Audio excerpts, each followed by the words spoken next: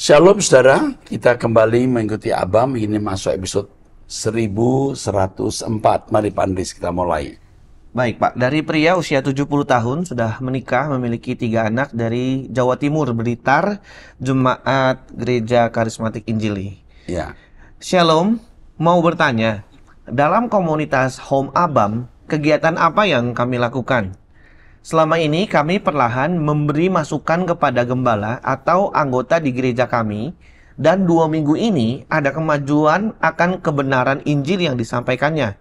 Misalnya mengenai persembahan seluruh hidup kita di Roma 12 ayat 1 Ya, dan Matius 5 ayat 48. Iya. Semestinya menurut keinginan kami untuk menjadi anggota dari GSKI, tetapi jauh dari lokasi kami sekitar 40 km dari desa, ya dari desa mereka Pak. Dan saya pernah kontak dengan salah satu gembala di kota itu. Ya. Kerinduan saya adalah memberi pendalaman Alkitab kepada jemaat. Kami juga masih berusaha untuk memperbaiki tempat kami dan memberi fasilitas yang kemudian digunakan untuk pendalaman Alkitab berdasarkan kebenaran Injil Kristus.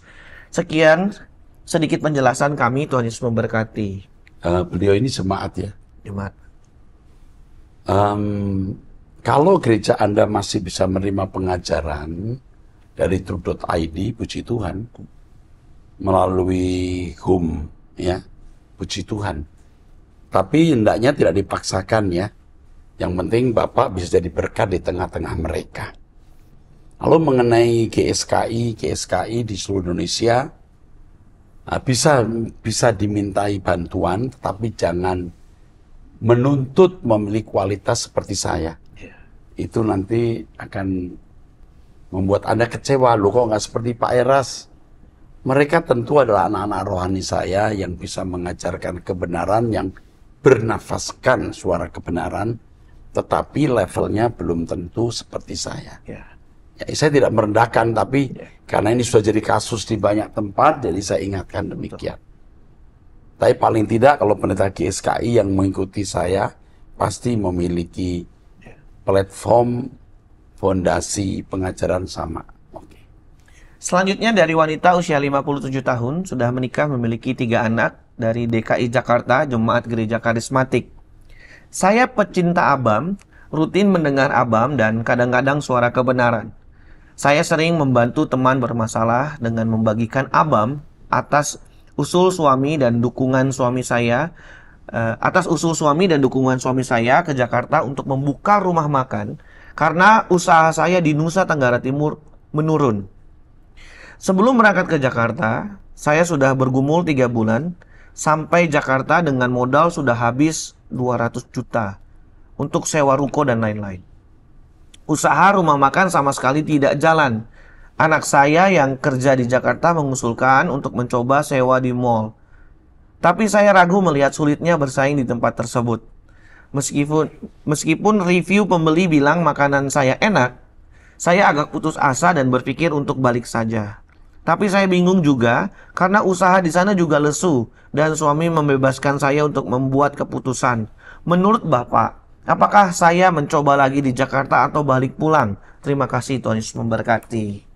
Ini tidak bisa saya jawab karena saya harus tahu bidangnya apa, ya. Betul, Pak. Modal sisa berapa, lalu ruko ini masih bisa diteruskan tidak.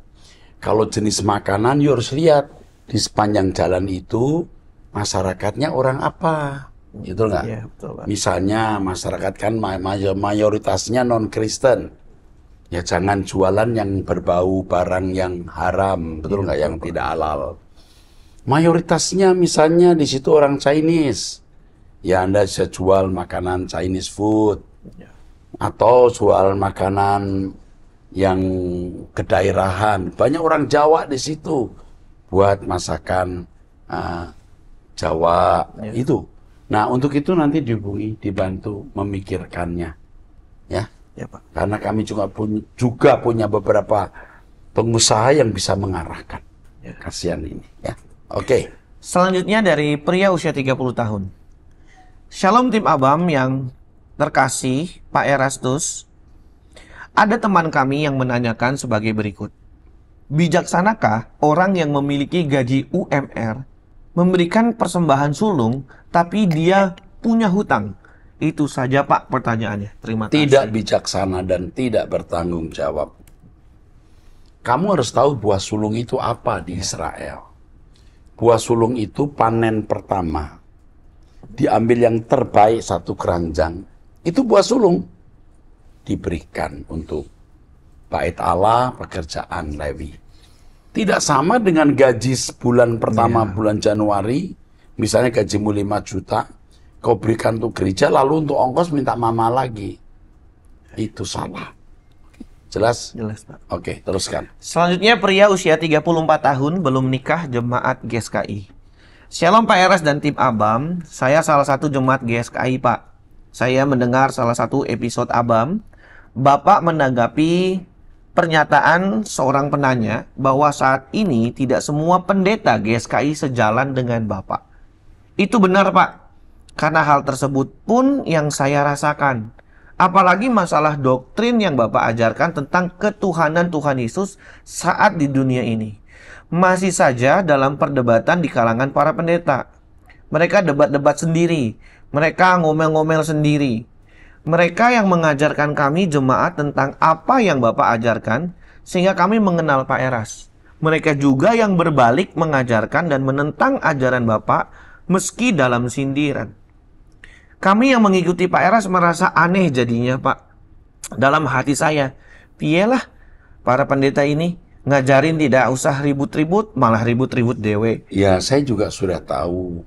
Makanya saya di pertemuan para pendeta GSKI memberitahu kalau ada pertanyaan, kirim kami. Saya akan jawab bersama pendeta Dr. Yehuda yang merupakan ketua departemen pengajaran. Nah, kalau ngomong sendiri, ribut sendiri kan tidak dewasa. Hatinya tidak lurus, itu namanya. Orang diberi kesempatan tanya dijawab kok ribut dewek. Iya kan? Oke, terus. Pak, karena ribut-ributnya pendeta tadi mengenai masalah ketuhanan Yesus, saya dan saudara-saudara saya mengikuti Bapak adakan diskusi kecil-kecilan. Sampailah pemikiran saya pada firman Tuhan yang berkata, jangan ada padamu Allah lain di hadapanku.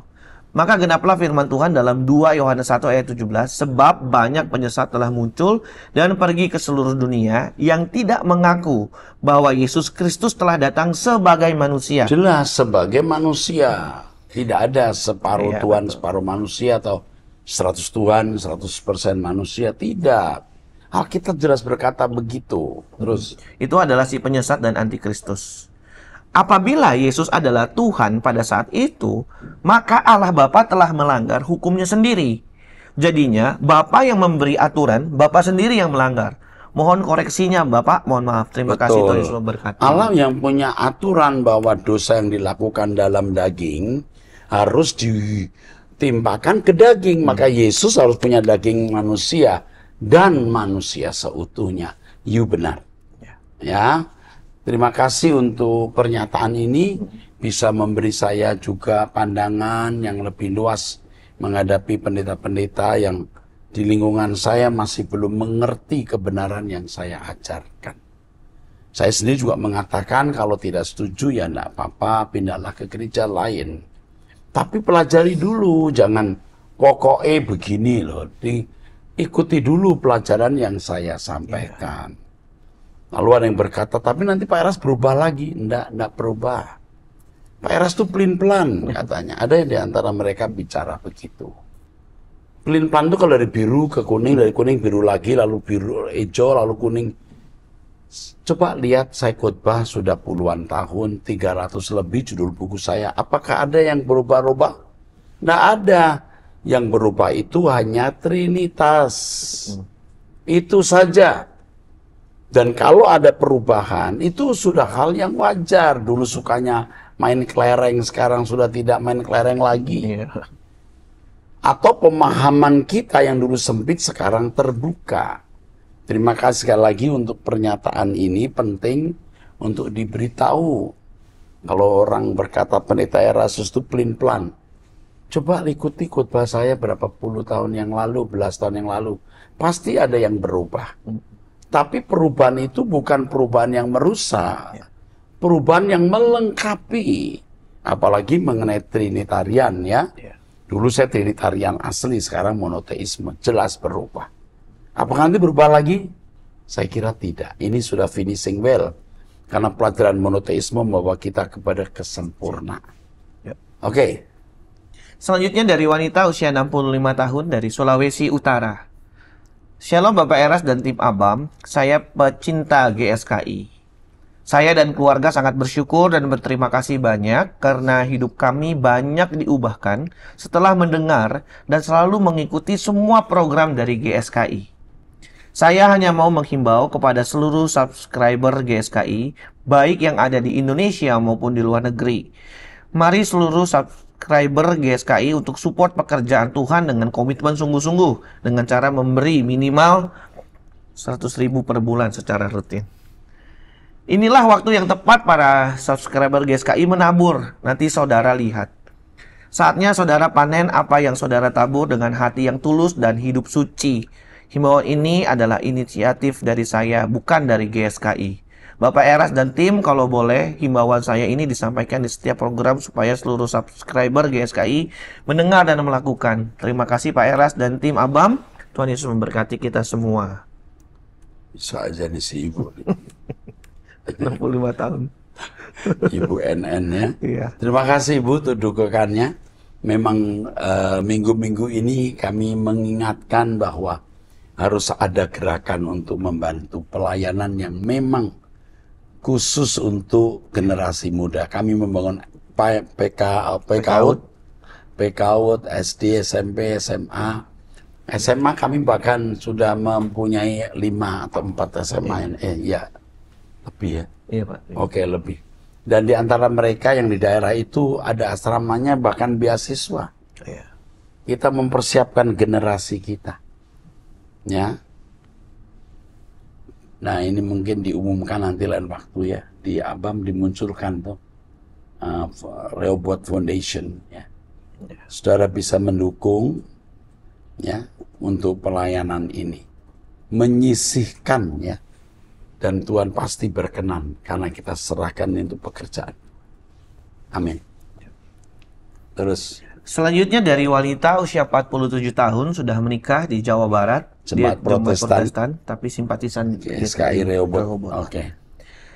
Shalom Bapak Erastus yang terhormat, para pelayan GSKI Rehoboth dan tim Abam yang saya hormati. Terima kasih banyak atas ketulusan dan kerja keras pelayanannya sepanjang ini. Saya banyak mendapatkan pencerahan serta pengalaman hidup kekristenan yang sesungguhnya, meski tidak sedikit tantangan yang sering membuat up and down. Terlebih dikuatkan melalui khotbah Bapak di salah satu channel YouTube berjudul Ciri-ciri Orang yang Dianiaya untuk Allah. Catatan administrasi. Ya, jika kita tidak hidup dalam kebenaran. Ini catatannya ya. Ya, jika kita Terus tidak hidup dalam kebenaran yang murni, kita akan menjadi sahabat dunia. Kebalikannya, ketika kita hidup dalam kebenaran yang murni, kita akan ditolak dunia. Pasti kita akan mendapat tantangan dan kesulitan, namun kita bisa disalahkan, tapi tidak bisa dikalahkan. ini pernyataan saya ya. Iya. Di jawaban untuk wanita ini waktu itu ya. Iya. Oke, teruskan. Bapak, di sini saya mau mohon, kalau boleh dibuatkan musik karaoke nada wanita via YouTube Rehoboth Musik dengan lagu-lagu pulang. Betapa singkatnya hari, ada tanya, untuk apa aku ada di bumi ini? Ya maksudnya Mari kalau untuk sadarlah. wanita itu nadanya lebih rendah ya. Bisa lebih rendah, Pak. Tapi karaoke kan bisa diturunkan mestinya. Kalau di YouTube enggak, Pak. Di YouTube nggak bisa ya. Kecuali dia pakai alat karaoke yang bisa turunin. Ya udah, teruskan. Iya. Ya, beberapa judul tadi. Rasanya senang sekali jika ada kesempatan untuk bisa bersaksi semisal dalam acara undangan, bisa melantunkan lagu-lagu tersebut. Terima kasih banyak sebelumnya Bapak beserta pengurus, pelayan dan semua staf atas perhatiannya. God bless. Kita teruskan ke ini ya. Sekpus, Sekretaris Pusat untuk bisa menurunkan nada dari misalnya dari C ke B atau ke A. Ya, karena ada perempuan. Dari G ke F untuk nada perempuan. Karena perempuan lebih rendah biasanya nadanya. Kemampuan Ya. nadanya. Oke. Selanjutnya dari wanita usia 58 tahun sudah menikah, memiliki 3 anak di Sumatera Selatan, jemaat gereja karismatik. Shalom tim Abam, tolong sampaikan ke Pak Eras ya. Saya sedih tidak bisa bantu yang Pak Eras bilang di doa pagi. Tapi saya hanya bisa membantu dalam doa selama Di doa ini. pagi 12 Juni. 12 Juni ya. Apa itu? Terus. Tapi Bukan- saya hanya bisa dalam doa. Terus. Bukan saya tidak mau bantu, tapi biar hanya Tuhan yang tahu.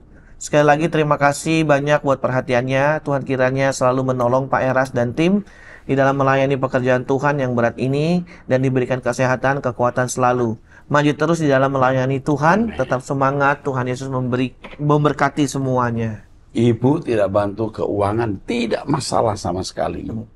Tapi kalau ibu tidak mendoakan kami, itu masalah sekali. Iya. Doakan kami, Bu. Doa tidak kalah dahsyatnya dengan bantuan finansial. Terima kasih untuk ketulusan ibu. Kiranya Tuhan memberkati ibu. Haleluya. Wanita ya. Iya wanita Pak. Oke. Selanjutnya dari wanita usia 68 tahun sudah menikah, memiliki 2 anak dari Yogyakarta, Jemaat Protestan Kesukuan ini. ya. Shalom Pak Eras, gembala yang baik dan sangat bertanggung jawab. Terima kasih ya Pak dan tim Abam sudah menjawab dan memberi pencerahan untuk beban masalah saya.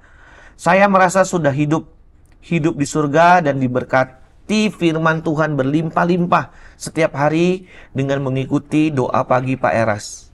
Bahkan semua khotbah dari Truth ID, termasuk renungan malam. Saya melihat Tuhan Yesus dalam diri Bapak Gembala saya, yaitu Bapak Erastus, dan melihat malaikat pada tim Abam.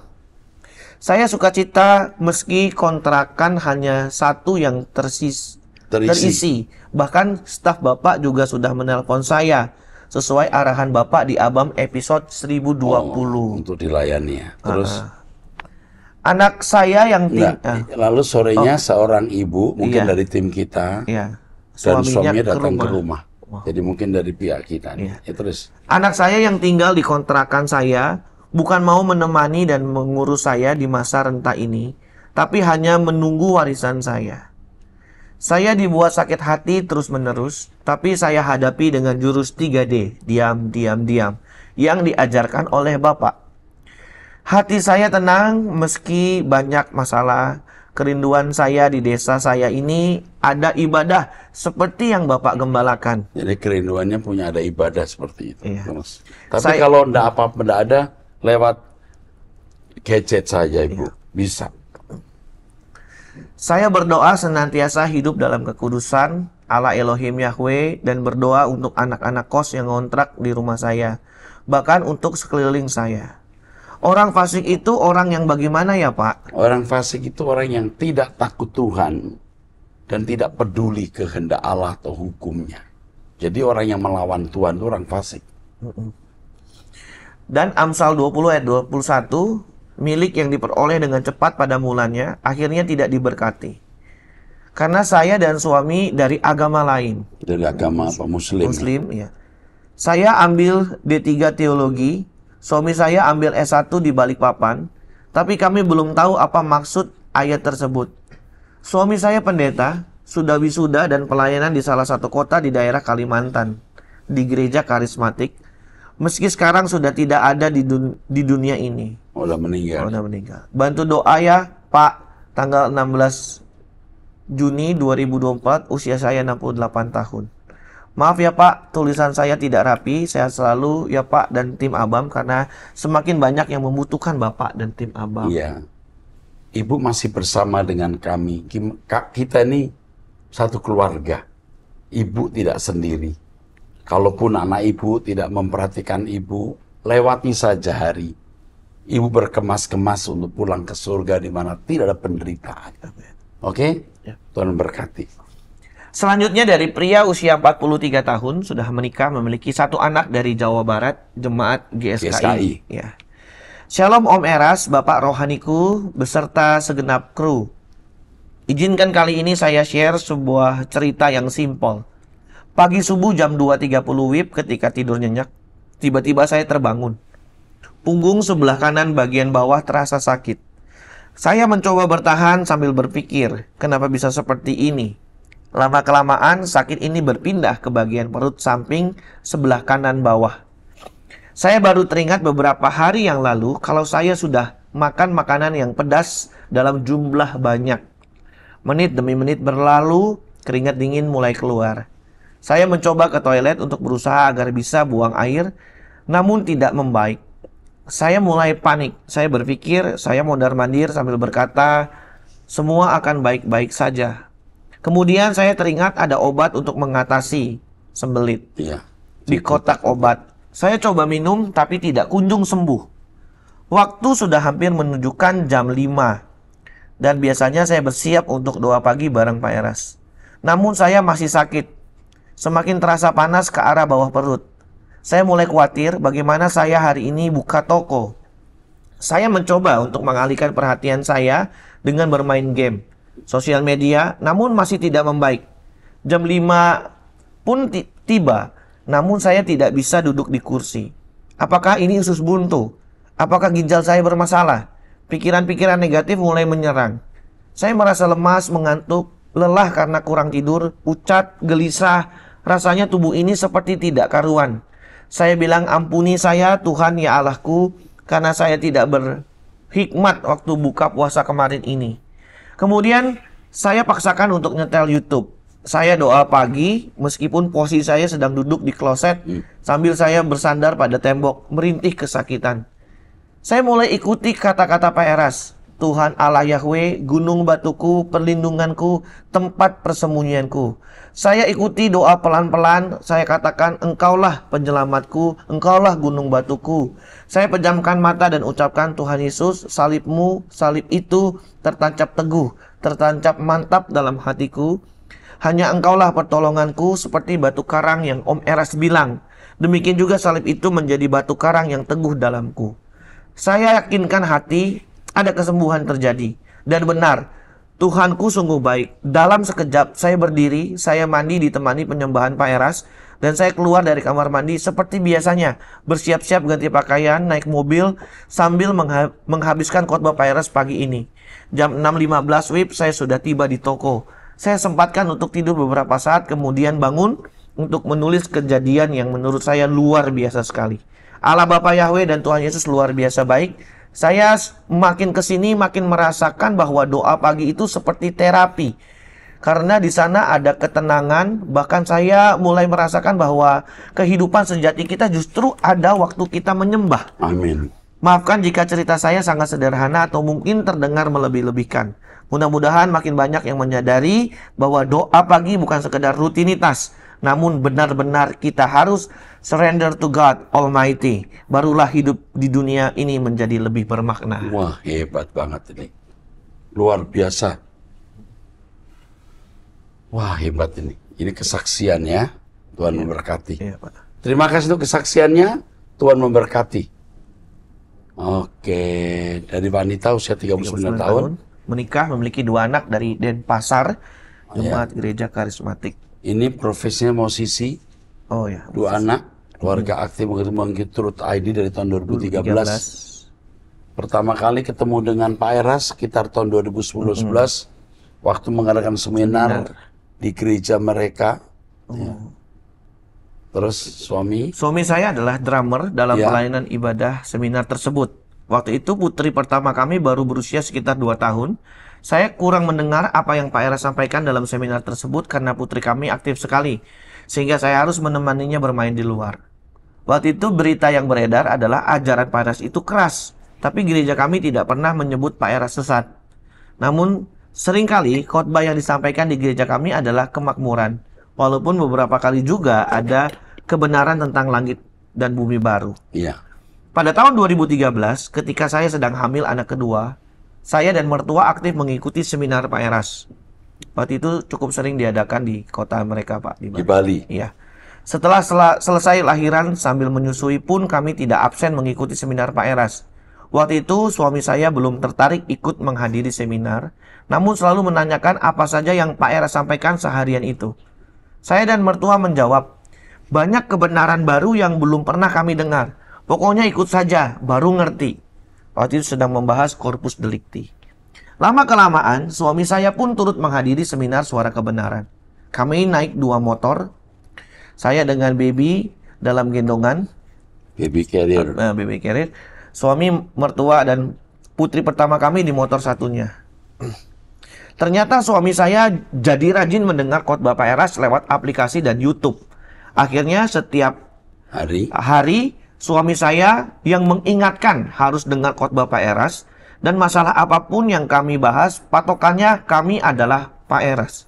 Wow. Setiap hari kami tidak pernah absen mendengar Truth ID. Senin mendengarkan ibadah Minggu 1, Selasa mendengarkan ibadah Minggu 2, dan seterusnya. Seperti suara kebenaran, doa malam, dan sebagainya. Saya pun selalu memutar ABAM saat berkendaraan atau membereskan rumah. Saya dan mertua adalah salah satu jemaat yang hadir online saat peluncuran doa pagi pertama kali. Juga semangat ikut doa puasa. Mertua saya tidak pernah absen doa pagi sampai hari ini.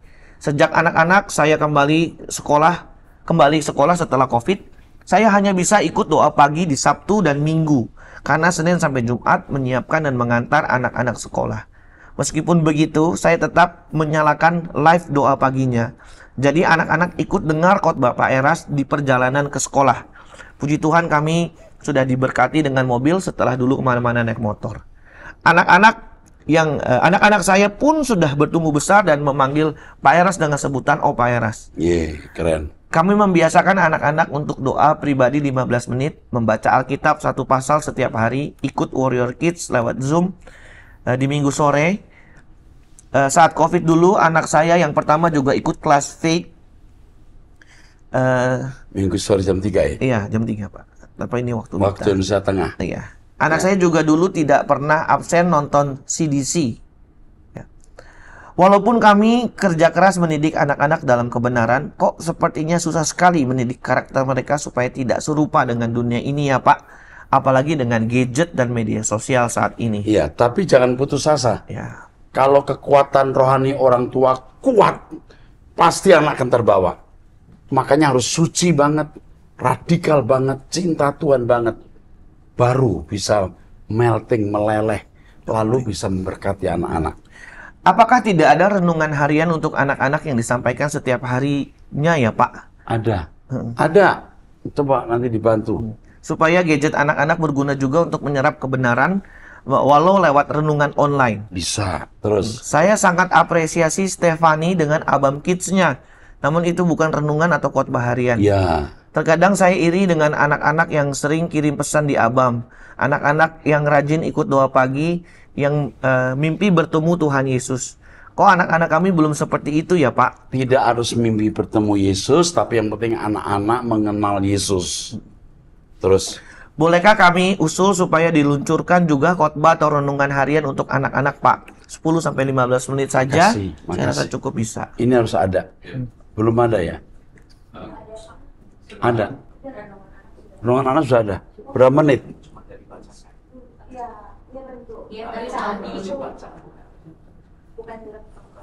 Oh, harus dibaca. Tapi coba deh, mungkin perlu didengar, dibacakan. Penting. Terus. Seperti Truth Lifestyle itu kan singkat ya Pak. Besar harapan kami ini bisa membantu generasi mendatang untuk membentuk karakter mereka dalam kebenaran. Lalu kami juga sangat semangat dengan diluncurkannya Rehoboth Foundation. Doakan kami agar bisa berkomitmen membagi berkat kami setiap bulannya ya Pak. 1 juta. Untuk turut berdonasi, apakah kami langsung saja transfer ke nomor rekening yang tertera atau harus mendaftar dulu ya Pak? Oh, yang tertera. Bisa. Ngisi formulir juga bisa. Terus. Sekian dulu surat ABAM pertama saya Pak Eras. Salam langit baru bumi baru. Terima kasih. Puji Tuhan. Luar biasa ya. Ya. Saya kira cukup ya. Ini mengasihi Tuhan ini ya. Iya Pak. Sudah saya jawab masalahnya. Oke, jadi anak-anak harus kita garami dengan kehidupan rohani yang kuat, kesucian yang kuat ya. Saya kira itu saja. Saya bertemu di 1105 di episode yang akan datang. Tuhan berkati.